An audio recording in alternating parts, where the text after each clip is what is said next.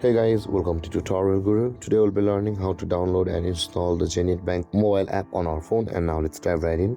Now to download and install Zenith Bank mobile app, first open up your Play Store on your phone.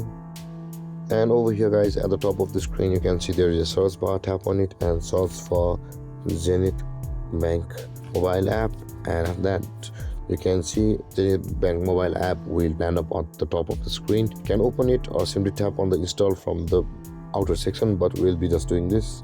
And let's wait for it guys. The Zenith Bank mobile app will download in a moment, depending upon your net speed.